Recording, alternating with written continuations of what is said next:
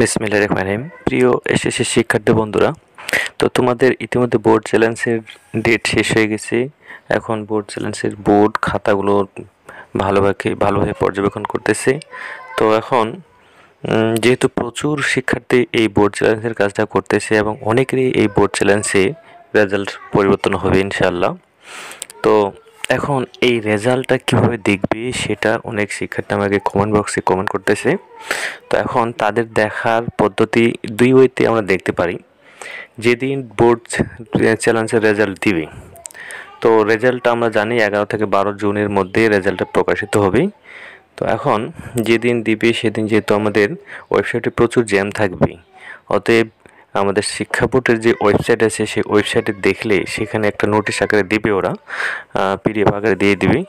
যাদের বোর্ড চ্যালেঞ্জের রেজাল্ট পরিবর্তন হবে শুধু তাদেরকেই দিবে, তাদের রুলগুলোই ওখানে থাকবে।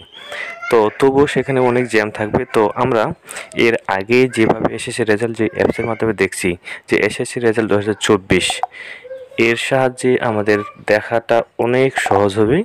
তো এখানে যে ফল পুনরীক্ষণ, এখানে প্রেস করলে আমরা এই টাইপের একটা ইন্টারফেস পাবো। ফল পুনরীক্ষণের ফলাফল এখানে আমরা অনায়াসে এই কাজটা করতে পারবো বা দেখতে পারবো। অতএব এই অ্যাপসের সাহায্যে তোমরা দেখবে, তাহলে খুব অনায়াসেই রেজাল্টটা তোমরা পেয়ে যাবে, টেনশনের কোনো কারণ নেই। তো পরবর্তী আপডেট পাওয়ার জন্য অবশ্যই চ্যানেলটা সাবস্ক্রাইব করে রাখবে। সবাইকে ধন্যবাদ।